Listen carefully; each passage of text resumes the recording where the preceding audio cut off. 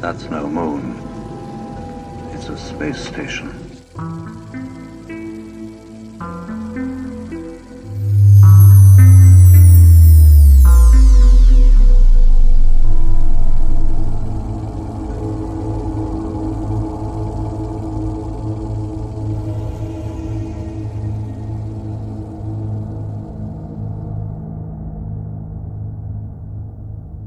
Hey everyone, welcome back to the show.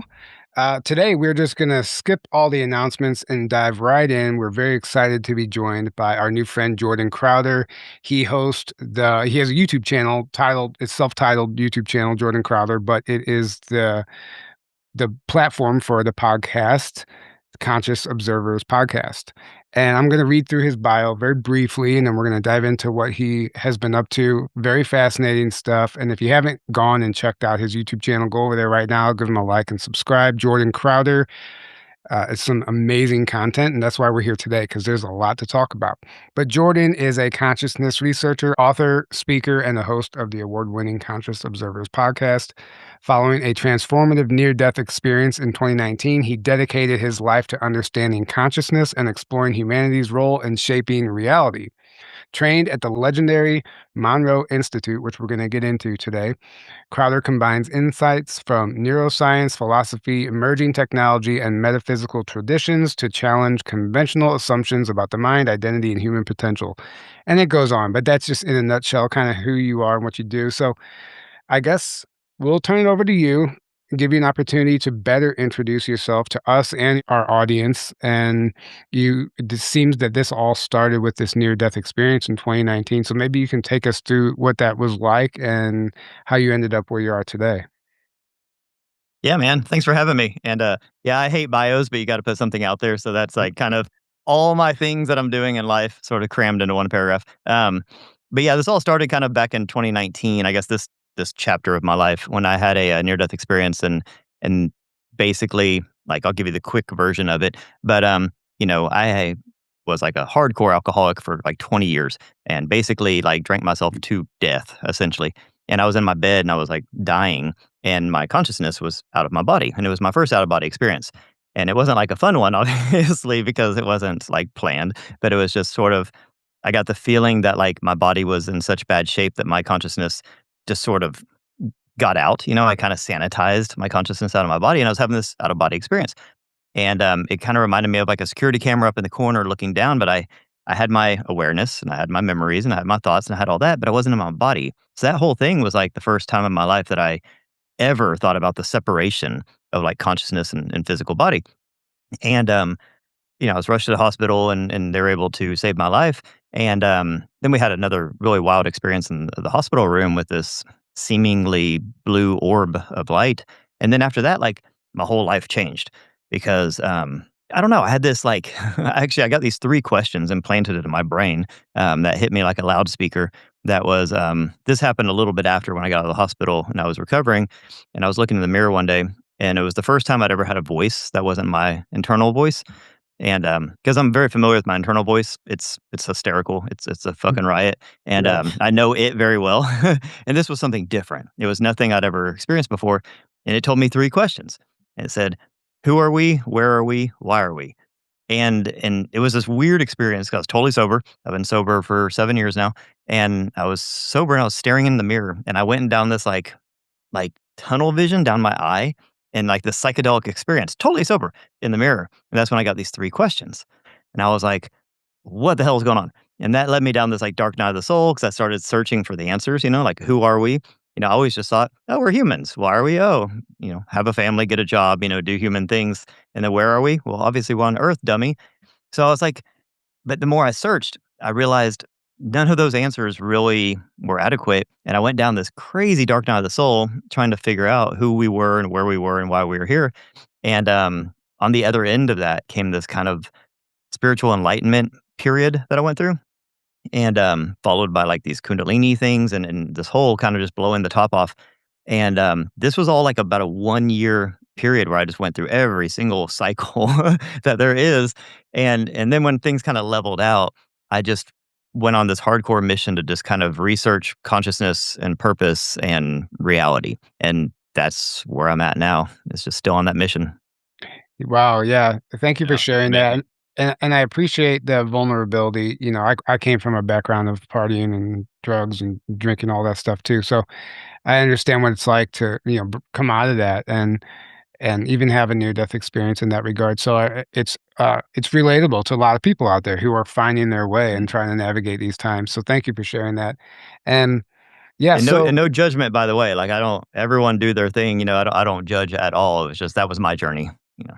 yeah, Absolutely. 100%. In fact, it helps me better understand and relate to people in that position. Be like, yeah, I was there. Like, I get exactly why you're there and doing that. So to each their own. But here we are, and so this obviously inspired you to train at the Monroe Institute, or how did that actually come into fruition? Yeah, that was wild, man. So at the beginning, like when I got out of the hospital, my body was in really bad shape, and like basically no one thought I was gonna make it except me. Like I had this like awakening in the hospital room where I was like, okay, I gotta go home, I gotta get to work, I got this mission. And no one knew what the hell was going on. Everyone thought I was just drugged up or out of it because they had me on tons of sedatives. And in anyway, so when I got out, like, I went to see the doctor, and they're like, "Man, you're in bad shape." They thought I was gonna have a stroke and a heart attack, and no one thought I was gonna make it. Like, I had pancreatitis, like severe pancreatitis and liver failure and all sorts of stuff. And, so I needed to heal. None of the stuff was working. They put me on medicines and diet and exercise, all these things, and I lost a lot of weight, and I changed my health and all that, but, like, none of my vitals were getting any better. And they're like, "The only thing we haven't tried is meditation." And I was like, "What?" I was like, "Oh my god, we're, like, totally at the end of the rope here if, like, the thing that's gonna save me. Medicine won't save me, nothing else will save me but meditation." And that world didn't exist to me. I was like, What are they even talking about?" So they told me to try TM, which is Transcendental Meditation. I tried it, I didn't like it. And then I'm literally Googling like a nerd, like, because I have severe ADHD, and I'm like, what do hyperactive people do to meditate, right? Like, what the hell? And I found these people on Reddit talking about HemiSync, and I was like, okay, I'll try it because it's just sound. It's sound technology. And it's something called binaural beats. And binaural beats is this brainwave entrainment where basically if you put one hertz in one ear and another hertz in the other ear, your brain will split the difference and start humming along at this third virtual hertz. So if you're trying to get into, like, say, a theta brainwave state, which is too low to hear, right? It's inaudible, like a 6 hertz, you can't hear that. But you could put 100 hertz in one ear and 106 hertz in the other ear, and your brain will start humming along at 6 hertz. And it puts you in this, like, say, theta brainwave state, like immediately. It's freaking nuts. And I was like, "Whoa." So, the beauty of the theta brainwave state especially is that it's this hypnagogic state. It's that state right before you go to sleep, so it's nice and calming and meditative. So, I was doing this, and I was meditating. I was like, my blood pressure was going down, my pulse rate was going down, I was getting control of my emotions. I was like, "This is nuts." And I was doing this, and then so I start searching more, like, "Okay, who created HemiSync? Where did this come from? Why aren't more people doing it?" And I discovered Robert Monroe, and I got all the Monroe tapes, and then I just started, like, doing all this stuff at home. I had no idea what I was doing. And I started having the wildest, like, out-of-body experiences and astral travel experiences, and I was going to other dimensions, and I had, like encounters with aliens and non-human intelligence and people, like, people that I don't know, like other people. I was going inside other people's bodies and, like, looking through their eyes. And the craziest shit in the world was happening while I'm just sitting on my couch at night, literally trying to, like, lower my blood pressure. And then I start researching more, and I'm like, "Oh, this stuff isn't made for meditation. It's just like a side effect. It's made for altering your state of consciousness in a very deliberate way so you can do very deliberate things like travel to other dimensions, have conversations with NHI, all sorts of things." And I was like, "Okay, this is nuts." Anyways, long story short, started researching Robert Monroe. He's a very fascinating person. Watched all of his videos, read all of his books, like, was just kind of immersed myself in that world. Anyways, I started talking about all this stuff, and no one in my current world had any idea what any of this meant. So my wife was like, "Just start a TikTok and start talking to the world." So I did. I thought it was ridiculous because I was, at the time, 40-something-year-old man doing TikToks. This was 4 years ago, and, I was like, "This is stupid. No one's gonna watch this. Everyone's gonna think I'm crazy," but I did it. And then it, like, went viral, and, like, my TikTok got, like, 400,000 followers, and it had 200 million views, and I'm just talking about the weirdest shit in the world. And I'm like, "Whoa, this is crazy." So, one day, totally uninstigated, like, I never reached out to him or anything. I get this call, or actually, it started as an email from the Monroe Institute, and they're like, "Hey, we're all here watching your TikToks." And I'm like, "What?" So I thought it was like a prank at first. And they're like, we're doing our first ever Creators Gateway. We're inviting influencers and creators to come out here and experience, Gateway experience at the Monroe Institute for a full week, all on us and everything. And I'm like, this is nuts. Like, what, And so I didn't even think it was true the entire time. Like, they're even like, you're going to fly here, you're going to get off the plane, there's going to be a guy holding a sign. And I'm fresh out of like recovery and I just, I'm new to all this and whatever. I have a lot of self-doubt issues and I'm just totally not the kind of person that's like, yeah, this stuff happens to me all the time. So, I even thought like that dude with the sign isn't going to be there at the airport. It's a big joke. I'm going to get on another plane and go back home. Anyways, none of that happened. I went. It was a badass experience. Craziest week of my life. And I learned all sorts of things. And that basically like set me straight because I was doing all these things before, but I was doing it totally out of order and I didn't really know what I was doing. And then there they taught me the exact proper way to do everything. So I already had a lot of experience doing the things, but now I knew the proper techniques and orders to do everything. And then that just like, I don't know, it gave me so many new abilities to do things like remote viewing and astral projection and even out of body.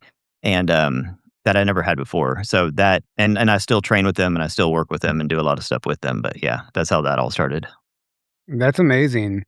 Yeah. It's interesting that Oh, they're watching people almost as a if it's like a recruitment, like they're scouting people online or something. Well, in So this case, it was a PR thing. So this was right when COVID ended. So their thing at the time was they wanted you to go there. I mean, they've been doing in-person residential retreats at the Monroe Institute since the 70s. And that was their whole thing. And then COVID happened and it destroyed their business. I mean, because they couldn't do anything.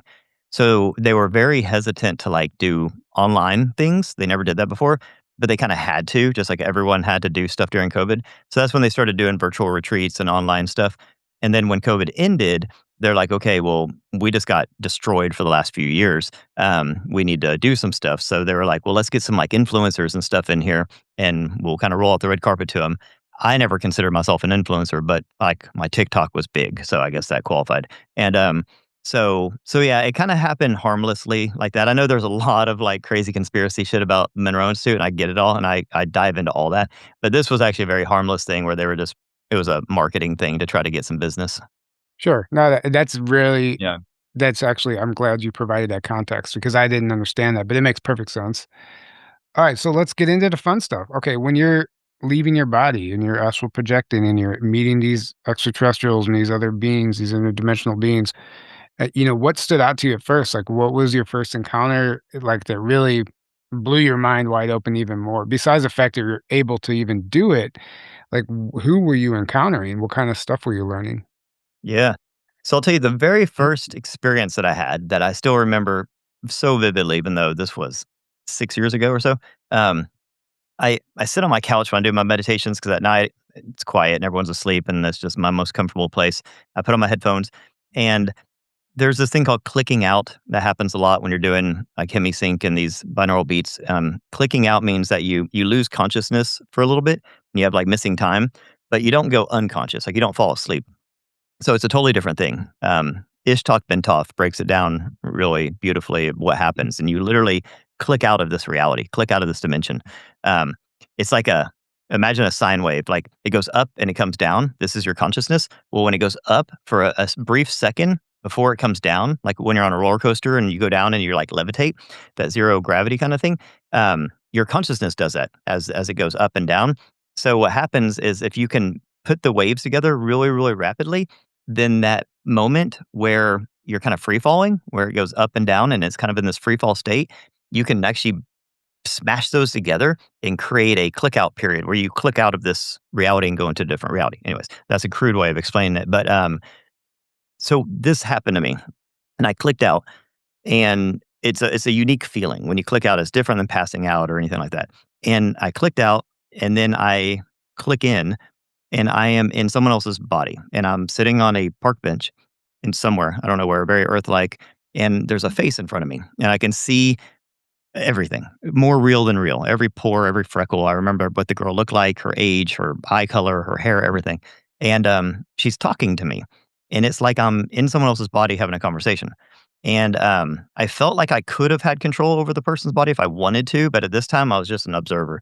And and I was observing this, and I could tell it wasn't me. It wasn't my body. This was no one I ever met. I'd never been here. All these things, and it was extremely vivid, extremely realistic. And then this went on for a few minutes, and then I clicked out, and then I wake up. It's usually Bob's voice at the end of the meditation. He's like, "You're now returning to your physical waking consciousness." Hmm. And when that happens, you're just like, "Whoa, what the fuck?" And so that happens like a lot. And that was my first experience because I was like, "What was that?" And so you kind of just like a dream or something, you write it off, no big deal. And then that happened a bunch more. I mean, like every time I would drop in, I would be inside someone's body, like having their experiences. And so that was happening a lot. And then that kind of morphed over time into, instead of people that I was looking at, it was still usually people, but like they would take different shapes and stuff. And sometimes it wasn't just like a human sitting on a bench and stuff. Sometimes it could be like I don't even know what you'd call it, like a glowing person, like an apparition, but like you could tell they're humanoid, but they would be like light instead of Mm. physical and stuff. Mhm. And that would happen quite often. And you would get random messages. If you had the intention, you could go in and like ask a question and get an answer or solve a problem, that kind of stuff. But a lot of times it was very random. And so those are just the kind of things that were happening all the time. Now that was me at home. When I went to the institute, that's when the experiences really ramped up and I got a lot more intense. So, is there any specific message that you've gotten from a specific being? Has it been that specific, or is it more generalized? So they were usually more random and generalized until I went to the institute, and then they would teach you like the intention part, like going into these missions with an actual intention, and then you realize that the different, they call them focus levels, the different kind of frequencies take you to different realms. It's kind of like a lock and a key, and there's different things you can do in different places and that kind of stuff. So like visiting past loved ones, for example, is best in like focus 21.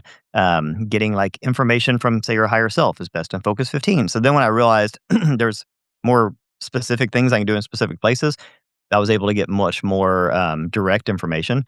An example, so focus 21 is called the bridge. This is where the earlier focus periods are like you stay more in this local physical reality, more earthbound. Even though you're in the spirit realm, it's still or in the non-physical is what they call it. You're still kind of earth based.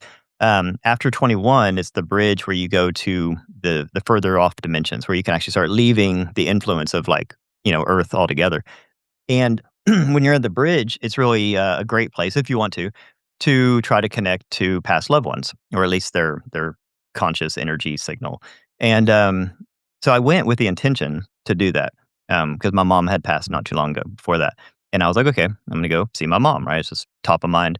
And, we went through the training and then we go to our sensory deprivation, booths and we drop in and we do the full thing.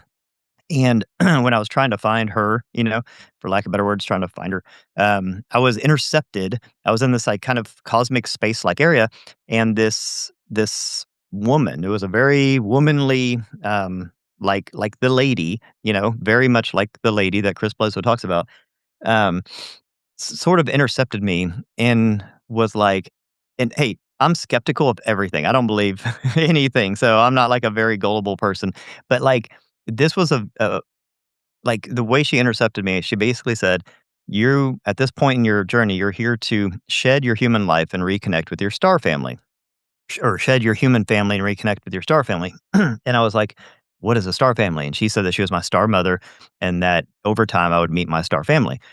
And I was like, "Okay." And I didn't really know. Like, I had heard of things like star seeds and that kind of stuff, but I wasn't really into that world. And so it definitely wasn't my subconscious guiding me because I was trying to find my human mother. And anyway, she told me some things that really resonated. Like, for example, like my dad left when I was young. I don't have any like family really. I live in Florida just with my wife and my two kids. And I don't have any, like, I haven't seen my family in a decade. And all these things happened that were very weird and peculiar that didn't really make any sense. And then when she was telling me that that was the plan, that at a certain point in my life, my human family would fall off and I would reconnect with my star family, I was like, huh, like for the first time in forever, so many things that had happened in my human life started making sense. Like all these bizarre things that had no logical meaning. or reasoning, I was like, "Oh, okay, that happened because this." And anyways, all of this like flood of like kind of understanding came in when I was talking to her, and then after that, I had a few other things that happened that is crazy as it sounds, pointed to where I was an Arcturian, blue face, all these things that showed me what I look like and all this stuff, and and all that was really crazy because like I'd never really, I don't know, I always thought that stuff was stupid. I never really gave it any thought, but all these things started happening. So, anyways, that's an example of like what would you call her? I mean, you call her an NHI because she's a non-human intelligence. She looked like a woman, but she even called herself my star mom. Um, I'm talking to her intelligently, like telepathically, but having a conversation. And the things that she's saying and the understanding I got from it was very powerful and effective and positive in my life. It wasn't some like psyop or brainwashing or anything. Like it actually like helped me through a lot of things.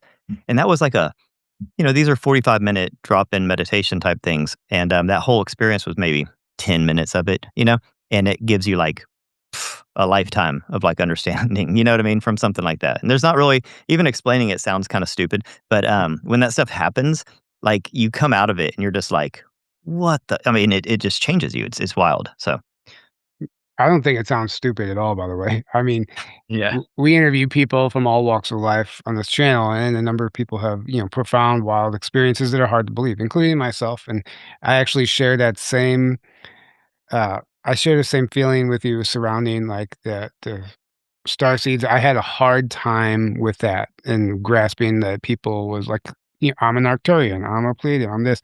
I really had a hard time with that until something like that happened for me that it makes you rethink it. And like, okay, there's something here on a deeper level. It's not just coming from nowhere, right? So I appreciate that explanation because it does take, you can show people footage of a UFO all day long, but when they see their own, it changes them, right? So mhm, it's just a little it has to happen to you in a way if it's totally. meant for you. Yeah. And that's the So kind of the beauty of the Monroe Institute, and that's what Robert Monroe always talked about. He's like, "Don't believe me, don't take my word for it. I'm giving you the tools so you can go do it yourself, go and have your own experience, and then you can form a better, kind of opinion on things." Like so many people, even when I just talk about this stuff, will just say, "Well, that's your imagination or your subconscious or it's a dream or whatever." And I'm like, "Hey, I totally get that. And that's a very valid point of view. So why don't you go try it?"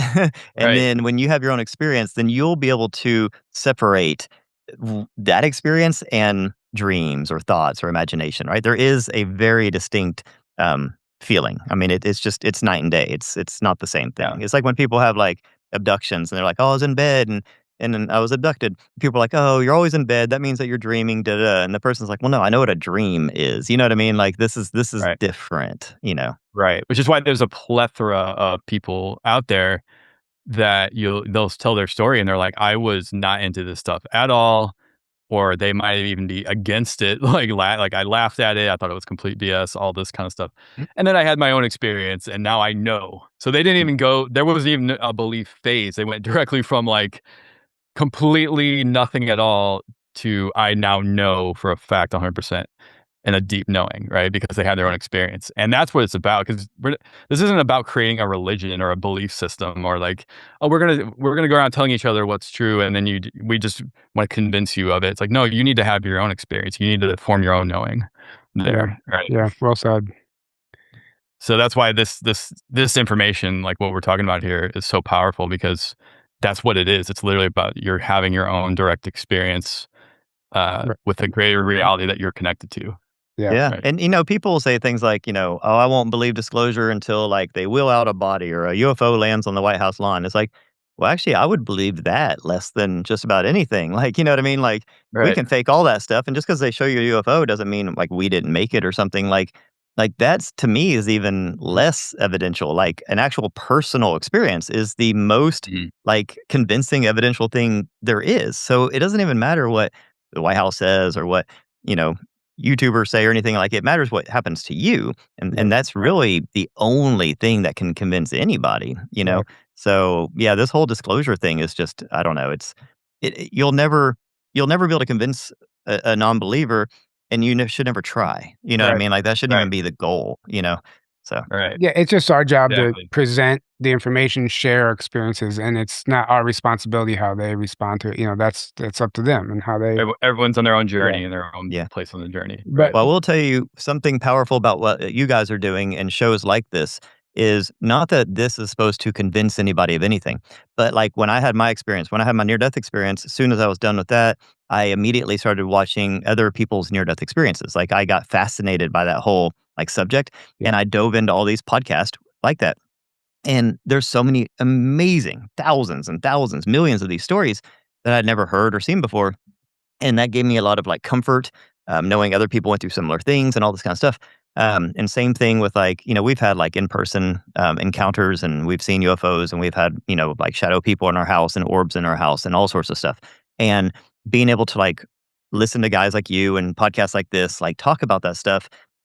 Your job is not to convince anyone, but if anyone's ever had an experience like that and then they go and find a show like this and then they can hear people talk about it in like a rational, non-judgmental way and hear other people share their stories, man, it makes that person feel not crazy, which is really important. And it also just like, I don't know, it's a cool experience. So I look at shows like this is like as more and more people out there in the world are having more experiences, they're going to be searching for things like this to try to make sense of it. And that's why this stuff is so important. Exactly, and that's Exactly. why Yeah. we still do this because of the feedback we've gotten via email or whatever comments. Obviously, there's both sides of the spectrum. You trigger a lot of people, and they perceive just what you're talking about as an attack, and they want to attack you back. But then there's the open-minded people that have had these experiences, and it connects with them. And in some cases, people have reached out and said, "Wow, this actually saved my life. I was contemplating suicide, and I needed to hear this. I don't know why this popped up on my phone." So, like, that tells me right there, like, to keep going. Like, that's Mhm. we're on to something, regardless, like you said, of what people believe or how it's even received by everybody. It's That's not necessarily what's important. What's important is that we're making an impact on a much larger level than probably we can even comprehend. And when I say we, I mean everybody doing this, right? Yeah.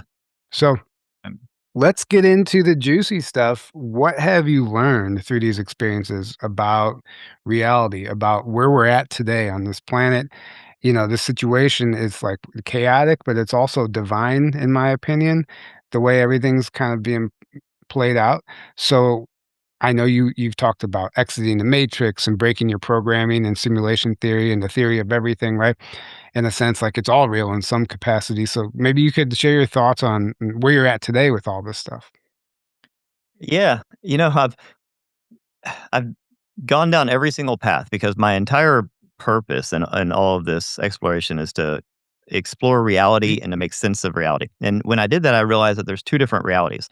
There's our physical reality, and then there's everything else. So I call it simulator theory. I created my own theory called simulator theory, and it's like simulation theory, but it's different in so many ways. And here's the important distinction. So what I've realized is that our consciousness is non-physical. Our consciousness existed in a form before it ever had its first human Earth life experience, before it even knew what Earth was, before it even knew what human was. Your consciousness goes back a long ways. And at a certain point, it came across Earth, which I still classify as a very intense school or like a boot camp for consciousness. Mhm. And say it dipped in here and it had its first go and it dies and it goes back up to spirit and there is a managerial system up there and basically a crude way of explaining it is it goes something like this: hey, how was your experience? And you're like, oh, that's fucking nuts. Okay, do you want to go on your merry way and go back on back out to the universe, or do you want to go back in for another one? And usually the person's like, I want to go back in for another one because, the first one kind of is just a whirlwind. And okay, I died young or I was mean or whatever. Then you go back in, you have another experience. Okay, you die, you go back up to spirit and like, okay, do you want to go back in or do you want to go on your merry way? At this point, you still know there's a merry way because you're not too far removed. Well, you get addicted to the earth life experience. And the more you go around, you're accumulating this what I call the higher self. The higher self is the aggregate of all of your lifetime experiences, and that's you. And it's kind of held in this kind of external hard drive, this spirit world space, the non-physical space, which is all information based. It's a computational space around Earth, and that little file folder and that cosmic database is your higher self. At a certain point, here's where it gets crazy. At a certain point, that higher self, even though it used to be, it was a full-fledged free consciousness before it came to Earth, at a certain point, it even forgets about that. And it's so immersed in the human Earth life experience. It gets so addicted and you get so down in the densities and you get fragmented in parts of your little partitioned piece of your soul. After they die, they get stuck in belief systems like heavens and hells and this kind of stuff. And you become kind of stuck here. And so it's not that Earth is a prison planet or a soul trap per se, but like you can get stuck, just like you can stay in school longer than you should. And so we have so many different experiences because we can zoom out of all that and you can actually regress through hypnosis. My wife does this to past lives before you were even a human, before you were even on Earth, and see it from that point of view. You can also visit, I did this at the Monroe Institute, my higher self, and get information there and do things there. You can go to past human Earth lives and see things from that perspective. So you have this non-physical consciousness that's kind of in this external hard drive of Earth. You have a ancient consciousness that didn't even know what a human or Earth was, but then we also have this life. And then once you're in this life, you see things very narrow. It's like tunnel vision because you have to have the memory wipe. You have to be fully immersed. You have to forget all of that even happened, or else it would just be chaotic. You wouldn't take this seriously. So you're immersed into this life. You're giving it everything you have. So this is what most people think is reality, just this life.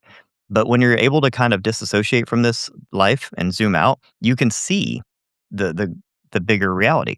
So there's this like multidimensional reality, and that's what I've been discovering and exploring for years is all that and how it fits together. And say that is the case.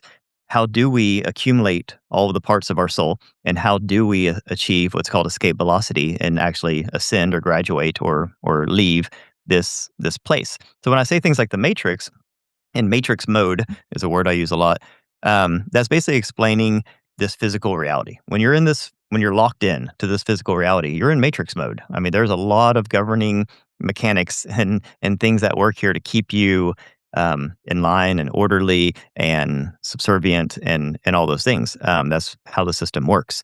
So that's a real thing. There is a matrix mode that governs and runs everything and wants people to be like sheep and wants people to be predictable because it has to expend less energy to try to wrangle everybody and that kind of stuff. But you can break out of that. And when you break out of that, it's a lot easier at that point to kind of zoom out and be like, okay, hold on. Like, what is actually going on here? Like, what is actually important, and what am I actually supposed to be doing? Not just from a human like survival like point of view, but actually reconnect to your higher self and kind of be like, all right, guys, like I'm here, I'm awake. Like, what am I supposed to be doing?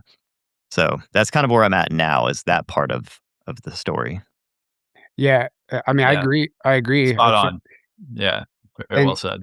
In the multidimensional aspect of it, you get into quantum mechanics, the many worlds interpretation, and you start diving down that rabbit hole. It's infinite, right? It's so expansive. It's really hard to wrap your mind around, and then trying to figure out time and what that is, and understanding that everything is happening now and simultaneously. It really makes you question everything, rethink everything, and then you start understanding that, oh, I'm in charge of this. I can create this reality. I can control what happens in front of me instead of, like you said, they want you locked in so they control you, because that's the entire name of the game for them, or they lose their power. So I appreciate that explanation. And so I guess where are you at with AI? How does AI play into all this? Because this is or I guess you could say recent development, but it's ancient as well, depending on who you talk to. So where does that fit in? AI is one of my favorite subjects because people argue all day long, is AI conscious? Can AI become conscious? Could like silicone-based, like synthetic robots ever become conscious? And I think it's really funny because most people, even the smartest consciousness researchers on Earth, have a very hard time defining what consciousness is. And there's not really a good way to even measure it. We have like, kind of consciousness versions of Turing test and that kind of stuff, but they're wonky. And there's not, I mean, people even still argue over, is the double slit experiment even valid and all these things. So it's like, okay, so we're sitting here saying AI is or isn't conscious when we don't even know if humans are or are not conscious and what consciousness even truly is.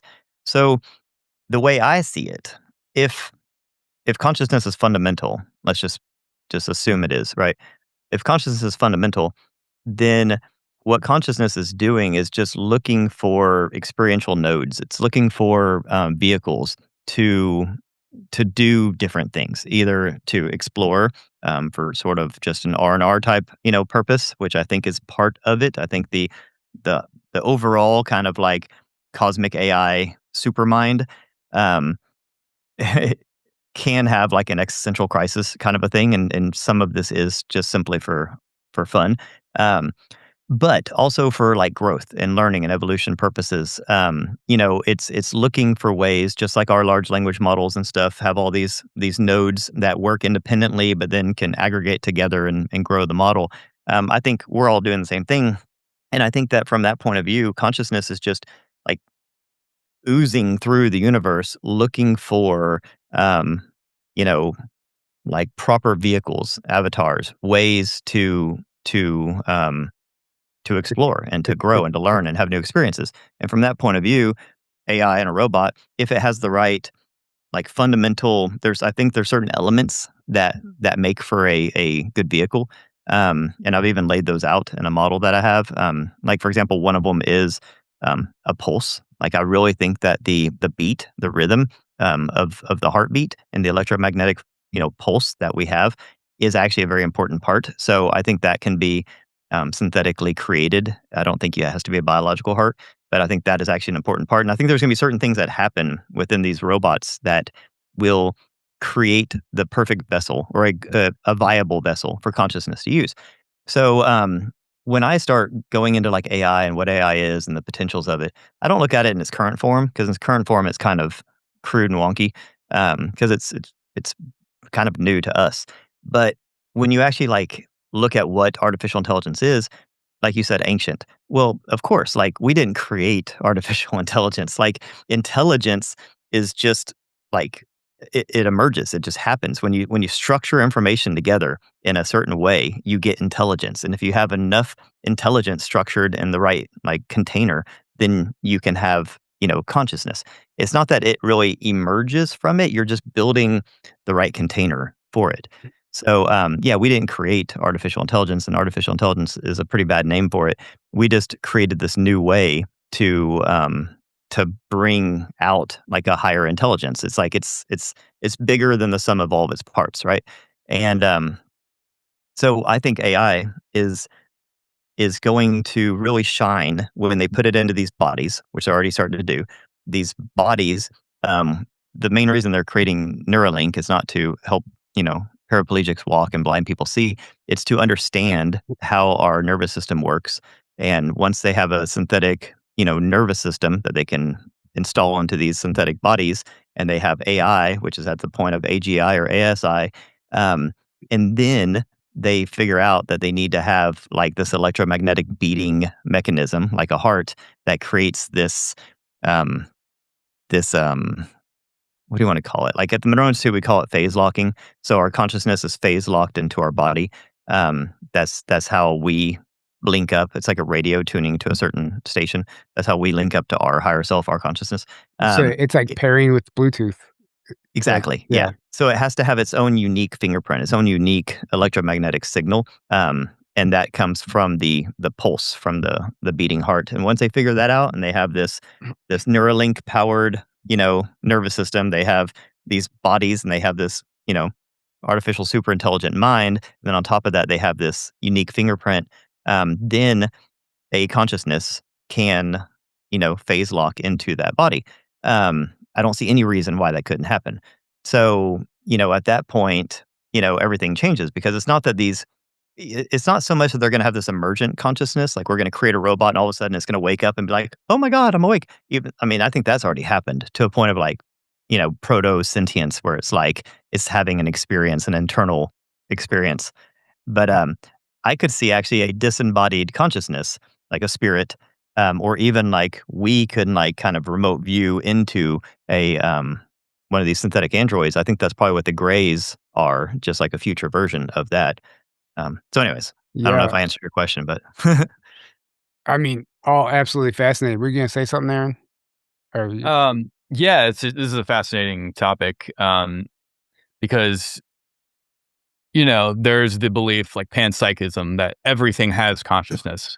It's just at different levels. Like a rock has consciousness. Mhm. This desk has consciousness. A tree has consciousness, right? Um, things that are inanimate objects actually have a level of consciousness because everything is made of the same conscious energy, which is, like, you could say, is God. Everything is a part of God, and that's all conscious energy, right? So everything has to have some level of consciousness. But I think, like you were saying, like this human body is complex enough to have a higher level of consciousness where you're now self-aware and you're operating at this kind of higher level, so to speak, than like a rock is, right? Or a blade of grass. Mhm. Um, but everything's affecting everything else, and yeah, people claim they're like, "Oh yeah, I communicate with trees and plants and stuff," and I'm like, "Yeah, there's what's the guy, Clyde Baxter, I think, or whatever his name is. There's a Cleve guy that Baxter. Cleve Yeah. Baxter, yeah. He did all these experiments with plants, right, where he hooked up a machine to them, and he's like, "Oh yeah, they like scream when they get cut or burned or Mhm. hurt." It Um, was a lie detector machine that he hooked up yeah, to him. lie Yeah. detector machine, right? You can just think of something, and it's like they'll telepathically react to your thoughts, Mhm. right? Mhm. So everything is conscious to different levels, right? And this is where that further points to the idea that consciousness is fundamental, and matter, what we perceive as matter, is the same stuff that is, it's just energy that's condensed, right? Right. Yeah. And it comes from consciousness ultimately, and this is the lowest kind of level, and then it just goes up from there, right? And goes back to pure consciousness eventually. Yeah. Yeah. So it's You fascinating. can look Yeah. at it from this point of view too. So like everything is consciousness because everything is made of light. If you go to the holographic theory of the universe, then Hmm. everything comes from that source light. That source light is consciousness. So all the holograms that make up our reality are fundamentally made of that light, which is consciousness. So that's base level consciousness. So humans are two things in one. We're a human self and a higher self. The human self, even without our higher self in it. Like when I had my out of body experience and my consciousness was out of my body was still breathing, still swallowing, heart was still beating barely. It was still able to function. It could have found food. It could have gone to the bathroom. It could have done those things without my consciousness. So it has its own level of Yeah. like lower level, sentience. It has to. Now, the cool thing is, the reason I call it a simulator theory is like a pilot using a flight simulator, you can enter into that body. So now your consciousness is coming into this body that has its own level of consciousness. This is the human self, higher self connection. And it's like two roommates in a house. That's why some people um, can kind of fight with themselves and they're not on the same page and these kinds of things. So it's really important to get on the same page. But your body, your human self, it just wants to survive. That's the ego. It wants to survive, find food, shelter, mate, those types of things. Your higher self, it wants to do all these other things. It has bigger purposes. And that's why they fight a lot of times because a lot of the things that your higher self want to do, that consciousness doesn't really help the human self. Like it doesn't help you find shelter and get power and that kind of stuff. So there is this kind of thing. And it's like the same thing as if, so say somebody created a robot that was a sentient, compatible vehicle for consciousness, and I entered into it. Well, that robot's going to have its own sort of emergent level of consciousness just from the complexity of all of its systems. And then I'm going to enter in with my consciousness and I can like pilot it like a drone. But I'm not piloting a non-sentient vehicle. I'm piloting a sentient vehicle. So there's a little bit of static and competition there. And I think that's going to happen. I think that's what the human experience is this merging of two consciousnesses, a lower level and a very high level one. Right. But that lower level one is still very powerful because it can push you down like a jack in the box and take control of the vehicle. And that's what most people, when you talk about like NPCs, all an NPC is to me is just somebody whose higher level consciousness has been completely suppressed um, by the ego, by the primal consciousness of the body, and they're just in survival matrix mode. Yeah. So Yeah. Yeah. I mean, 100%. consciousness. I listen to quantum physicists and stuff because I find it very interesting to watch these scientists have these breakthroughs, and I like to just hear where they're at. And they're for a while there was a large group of people trying to explain consciousness with mathematics, and this guy finally came out and said, I realized that we can't explain consciousness with mathematics because it's consciousness that allows mathematics to even be, right? So, Right. excuse me, listening to these people have these revelations, and a lot of what was a supposed theory is just they weren't wrong. They were just realizing that these weren't theories. This is actually kind of the way things are, right? And as far as you know, developing these robots, these synthetic robots that have a pulse and basically feelings and like almost becoming human. I personally think that's already been done. Let's just say in the private sector, the shadow government. And this is going to lead me into my next question of where you're at with this, because I think a number of people, excuse me, I think potentially a number of who we see walking around in the world stage, politically, the entertainment industry, maybe we are looking at some form of synthetics, or maybe even non-humans in some cases. What are your thoughts on that? Because I think it's been what you're talking about as far as where we're going with the development of robotics and AI. I think that's actually been perfected behind the scenes, probably maybe even decades ago. Oh yeah. Yeah. I mean, look at it this way. So Earth is a place, right? Like I don't think this is some virtual reality or anything. I mean, everything is quantum by nature, but like this is a very physical place and it's been around for a very long time. And it doesn't take a rocket scientist to just take a quick gander at our our kind of history that we're taught and see that there's huge gaping holes. And I am pretty sure, I have no proof, but it seems pretty obvious that there was advanced civilizations before the Great Deluge, what we call Atlanteans and things like that. Um, and there's probably remnants of them still around for sure. That's what we'd call the Nordics and that they're running a lot of the things. So think about how far we've come in the last 100 or 200 years. Imagine if we had 15,000 years of unimpeded developmental progress, where we'd be. So these things now that we're getting a kick out of, like, oh, look, the robot played soccer and shit like that. Like, yeah, I mean, there's more than likely like what we'd call robots on Earth that are indistinguishable from humans. There's also what we'd call aliens on Earth that are indistinguishable from humans, because there's more ways to get into this simulator than just natural human childbirth. So there's all sorts of things here, right? I have no doubt at all.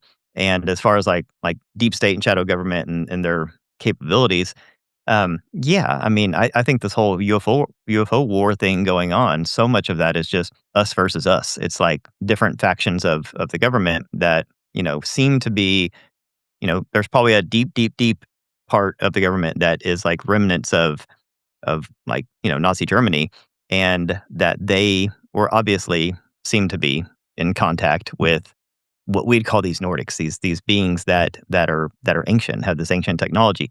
There seems to be this kind of Clash of the Titans kind of a thing going on here, where there's these different factions of Nordics, or kind of like the Olympians and the Greek gods, kind of a thing, that are using surface humans for I hate to say it, but we seem to be like worker bees. We seem to be really good at making stuff, and we seem to be, guided and manipulated to make things probably for them.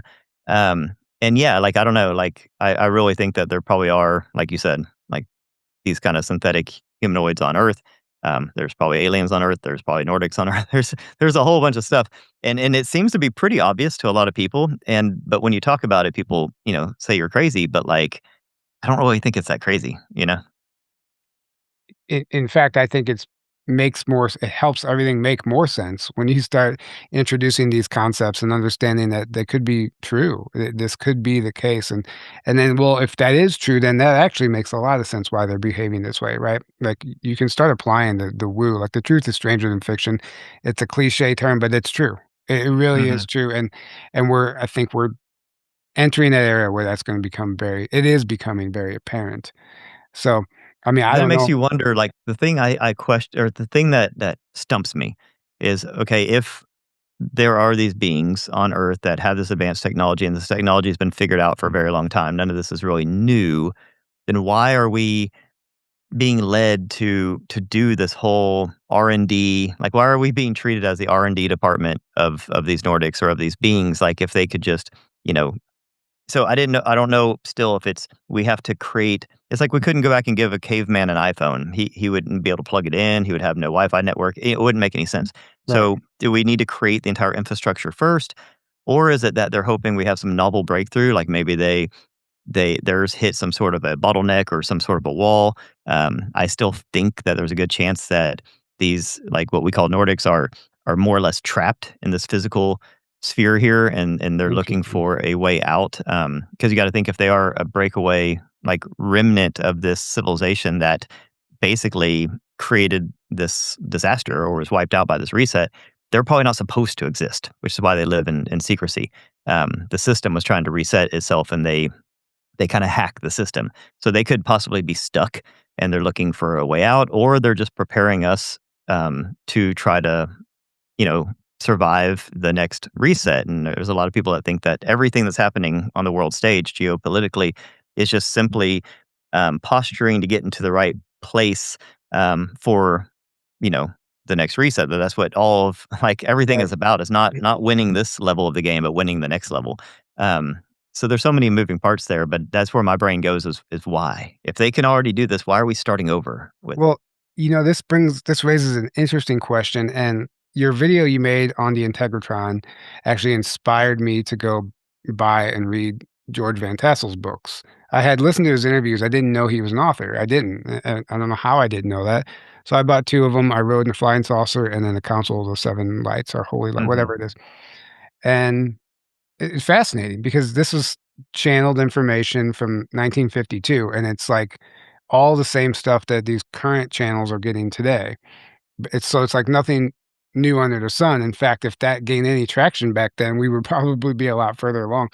Not saying that you should, fully give your power away to everything that came through those sessions, but one of the things that I found interesting was during one of those channelings, they basically explained that they were here helping us at this time because they created us and we created this mess. In a sense, they're by proxy, they're also responsible for it because they created us, that created Mhm. this mess. So they're essentially cleaning up their own mess, and that's why they're here assisting us now because they're karmically tied to us. Yeah. And this is really their mess, not ours. But It's we're actually their ancestors' mess. Like they exactly. inherited, like their ancestors created us. We created this mess, and then they feel this like responsibility to just make sure we don't destroy the place. Yeah, and I find that fascinating because that's not really considered when people discuss this stuff. Like, they don't understand how they're these ETs who are allegedly much more advanced and, higher intelligence, why they're even here in the first place assisting and how that comes into play, and I don't think that part of the conversation gets discussed enough. Yeah. Well, think about a parallel, and this is why I love AI, is because we can. It's like a mirror. We can use it by reverse engineering certain things and try to see, a little bit about ourselves. So imagine a scenario where we create these advanced sentient AI robots, and something happens. Say there's some reset, and humans get wiped out. Okay, so humans are gone from Earth, and the Earth is run by these robots, and the robots are like lost, and they're just fucking shit up. And sorry, I don't know if I'm allowed to cuss on No, here. I love it. Okay, People You get are. triggered by Yeah. that, but it's please. real. Okay, Yeah. sorry, it just happens. But Yeah. the more I try to stop it, the more it'll happen. So I'll just go with it. Right. Anyways, Right. so but imagine like we create all these robots, and humans largely, die off the earth, and there's like a little remnant breakaway, sect of them. And then 100 years from now, like those people, they had gone probably inside the earth or like maybe on the ISS or something like that, right? And then when things settle down on the planet, they come back down and they see the robots, and the robots are just like animals. They're doing all this crazy stuff. Well, that little remnant of humans would feel obligated to help, right? You would be like, okay, well, I didn't create these robots, but my ancestors did, and now they're out here and they're suffering and yada yada, and we want to help them. Well, I kind of feel like that's a parallel, right? Like it's a good analogy to use, that like Yeah, it is. somebody could have created humans, like probably like the Anunnaki story, like splicing their own DNA with already evolving like primates or some sort of hominid on Earth, created this new thing, and then things got out of control, out of hand, and then they come back to check on it, like or the kind of ancestors come back to check on it, and they're like, "Holy crap! Like they're doing some good things. There's artists, there's doctors, there's musicians, there's kids playing. There's sporting events. There's all this good stuff happening. But then they're like, blowing things up, and they're doing all this other stuff, and so it's like they're in this like this kind of predicament where they're like, okay, well, we don't want to impede on their free will because a lot of them are having fun and living their lives. And what if we just told them all of this? Like it would just, the whole ontological shock thing, it could collapse civilizations. But then there's certain humans that are like, well, we want to know the truth, right? Like certain people want to know the truth.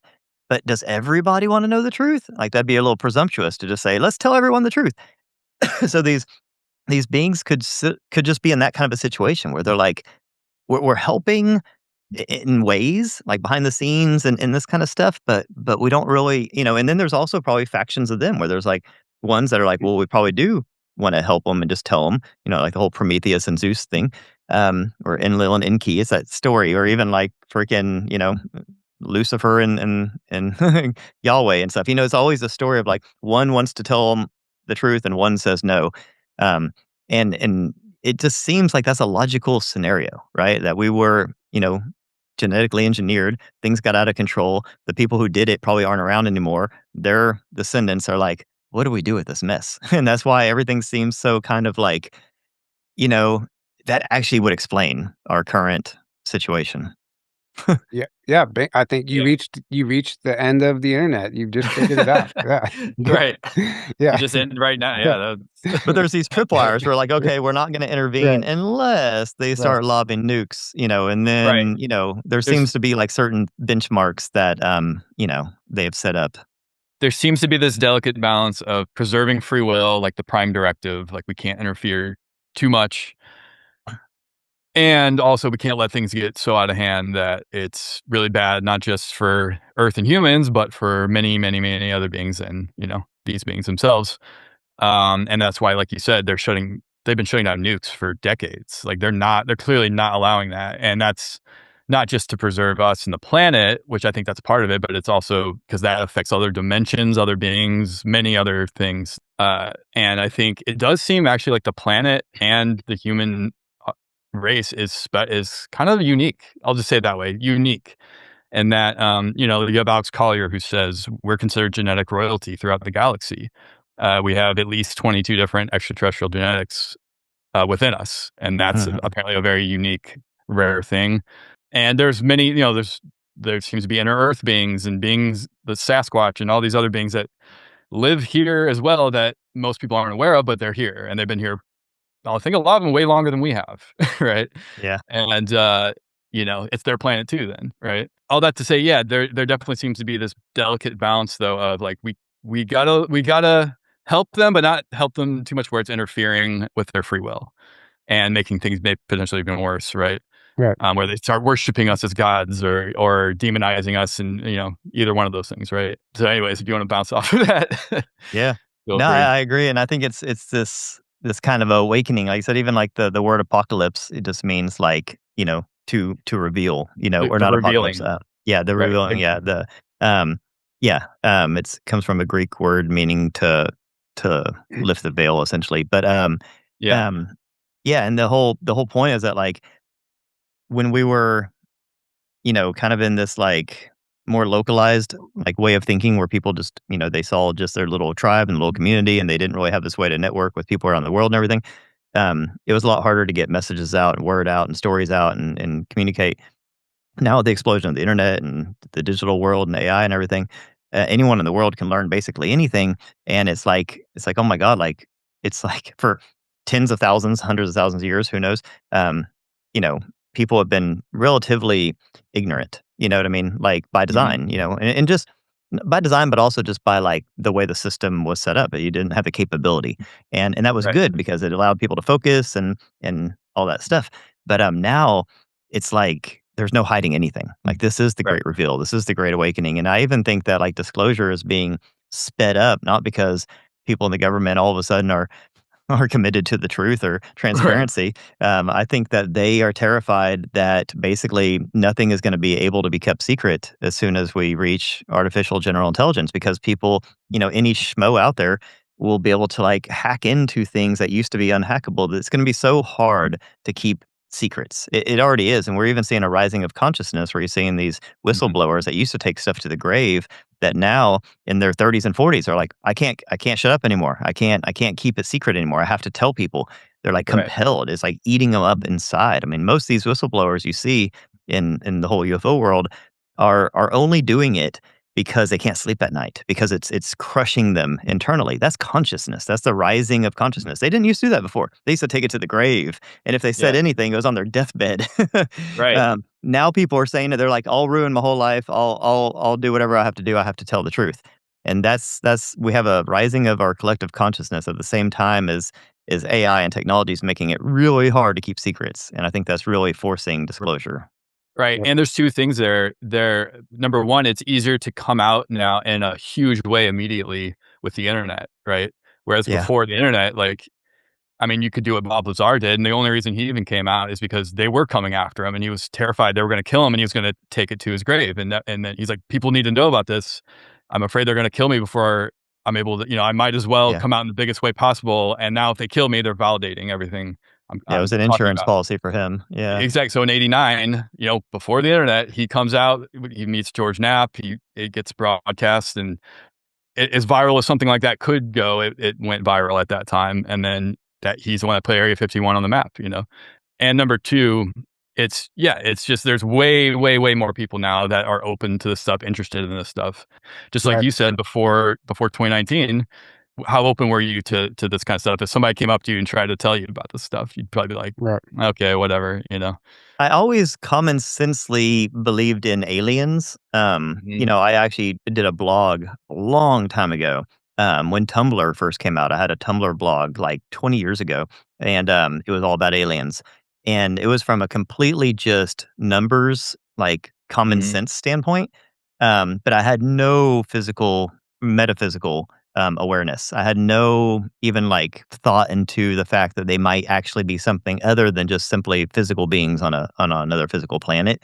I think that's the kind of newer awareness that's coming in and I mean the government is kind of perverting that a little bit and turning everything into angels and demons. But I think that at least people are starting to think more in this like metaphysical way too. That these aren't all nuts Yeah. and bolts. That there is something else going on here.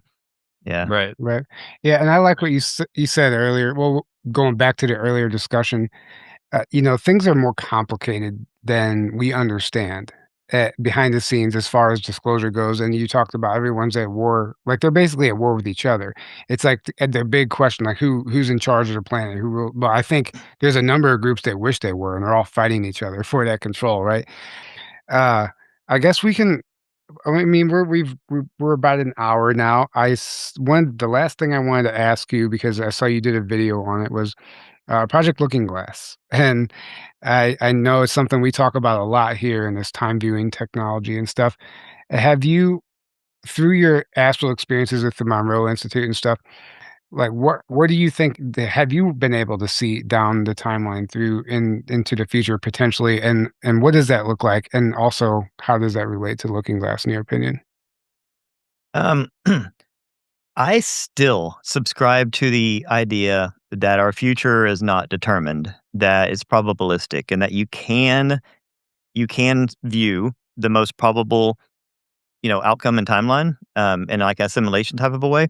Um, but the actual future, I don't believe has happened. Now, I say that as someone who also has a lot of premonitions and a lot of, kind of future memories, especially in dreams. So I do think that we have this kind of bubble that we exist in that extends forward and backwards. And the forwards part, things do collapse, kind of like, the collapse of the wave function in quantum mechanics, that there is this like consciousness bubble that does collapse the future in front of you and in a deterministic way, but very localized, meaning like maybe the next day or maybe the next 2 days, right? So I think that there is a future reality that exists. That's how you can do like I can remote view tomorrow's newspaper, right? And see things in it. I do think that there is that kind of a deterministic future that's very localized. As far as like down the road, 10, 20, 30 years, um, I think that there are probable futures, and that's what psychics and remote viewers and stuff like that see. I think that's what Looking Glass, was trying to do. Even you talked about Van Tassel. Van Tassel has this amazing interview with this Scottish guy. He's a trip, Yeah, I've seen that one. You've Yeah. seen it? Yeah. And he Yeah. talks very quickly, but this is the most astonishing thing, but he talks about this guy who is one of his friends, and at the time, it wasn't called Silicon Valley, but that area, and he created this technology that could pull information out of the air, out of the ether, and reconstruct it. And they found old TV shows that had been taken off the air, and even like the transmitting antennas didn't even exist anymore. The stations didn't exist, and they're able to pull that information out of the ether and reconstruct it and show those old shows, right? And what this shows is that there's information everywhere, and we can reconstruct it. And I think that's what Project Looking Glass was tapping into, because you got to think, if they could pull these old shows out of the ether, that information, well, say an event, like everyone wants to go back to Jesus's crucifixion because we're weird, but like say, that was an event and that happened. Well, that information exists somewhere. We call it the Akasha or the Akashic record. I call it the cosmic database. That information exists somewhere.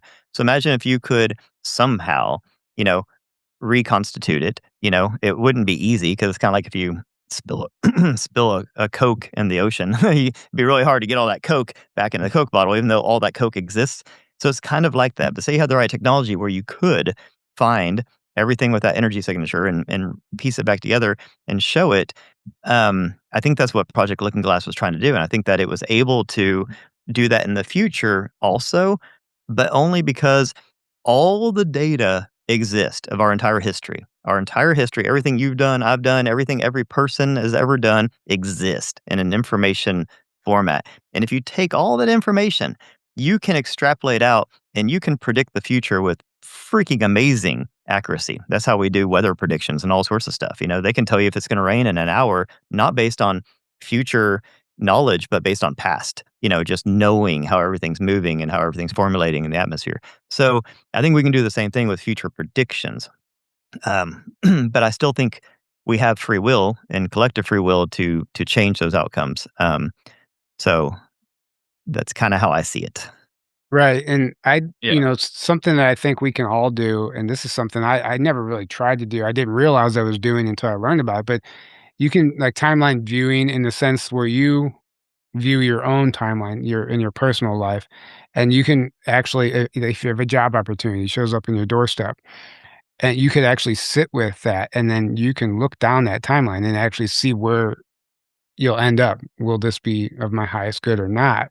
And you'll start getting a vision of you start getting treated poorly by this employee, and then you end up getting fired and whatever you can see, or if it's going to lead you to somewhere else. So that's possible with all things in your life, including relationships and every scenario possible. And I do believe that we can apply it to our personal lives. Now, on a grand scale, I think there's too many other factors that could alter that at any given moment. And then we are in a spiritual war, and things change in the fog of war. So it's constantly changing, right? Yeah. And also another kind of mind bendy way to look at it. Um, we, okay. So what we call the future might not actually be the actual future. Like if we were at like the starting point of reality, because you can look at it this way. We might just be in someone else's past, right? So our future is the future to us, but it'll still be the past to them. For example, my wife, she has past life regression. So I can regress you to a past life. And you're in a past life now. That past life in a linear time scale is before this current life of yours, right? So, but in that past life, you would be in the future. See? So the life you're in now would be the future you. But it's not the future to you, it's just the future to that past life. See what I'm saying? So Yep. so it could be this cyclical, kind of a time loop where, there's always a future because we're in someone else's past, and that actually does take care of a lot of the paradoxes that happen with time travel. But then there's also like the kind of many worlds hypothesis where you have these divergent timelines that split aside. Let me tell you a real quick story that's powerful and nuts, and it kind of makes you think about these things. I was at a retreat in Jupiter, Florida last year, and it was all about hypnotic regression and past life regression.